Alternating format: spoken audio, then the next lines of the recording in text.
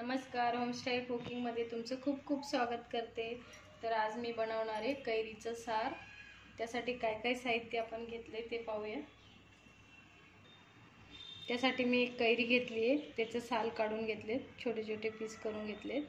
ओलं खोबरं घेतले, मिरची, आलं घेतले, फोडणीसाठी जिरं घेतले, हिंग, चवीपुरता साखर, कोथिंबीर आणि मिरी मी अशी जाडसर कुटून घेतली।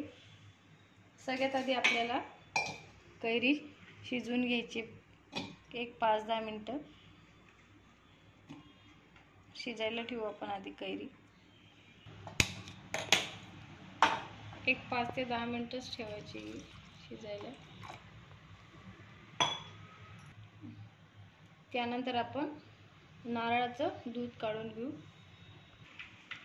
आता नारळाचं दूध काढून घ्यायचं आपल्याला। हे खोबरं आपण मिक्सरमधून बारीक करून घेऊ आणि त्याचं दूध काढून मिरची आणि आलं त्यामध्येच मी वाटून घेणार आहे।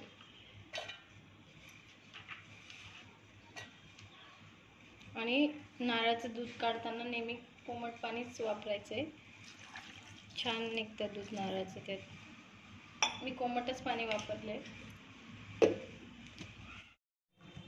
बारीक वाटून घेतले मी खोबरं।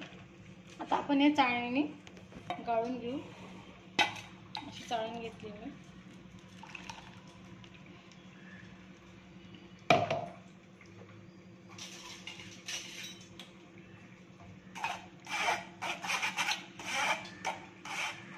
थोडंसं पाणी घालून परत एकदा मी हे फिरून घेणार आहे खोबरं।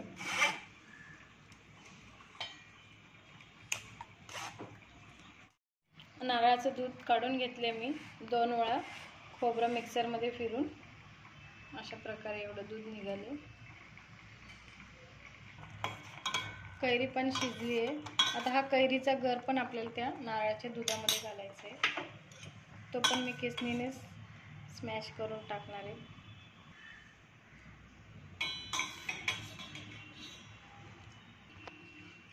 या पद्धतीने अशी कैरीचा गर त्या नारळाच्या दुधामध्ये घालायचं आहे।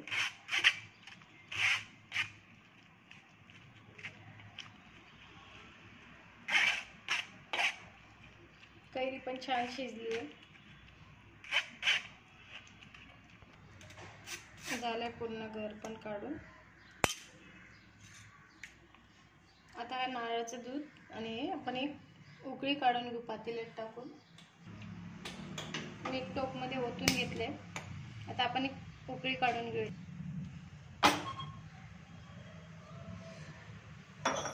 उकळी यायला ठेवले मी। आता त्यामध्ये घालायचे चवीपुरता मीठ आणि थोडीशी साखर।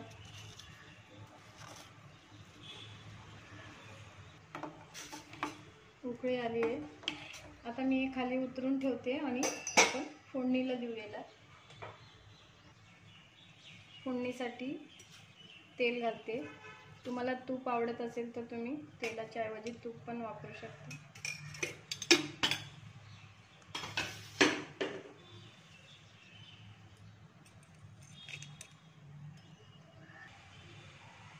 फोडणीत घालायचे जिरं आणि हिंग। गॅस बंद करायचा आहे। फोडणीच्या आधी मिरपूड घालते आणि मग फोडणी ओतायचे त्यामध्ये।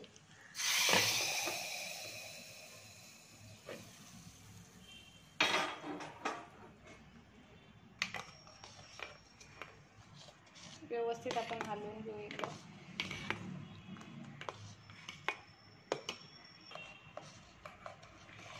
झाले सगळे एकजीव हलवून। वरून घालायची कोथिंबीर। हा सार तुम्ही मसाले भातासोबत किंवा पुलाव भातासोबत पण खाऊ शकता किंवा पांढऱ्या भातासोबत पण छान लागतो। तो तयार आहे आपला कैरीचा सार। कशी वाटली रेसिपी आवडली असेल तर लाईक करा, शेअर करा, सबस्क्राईब करा।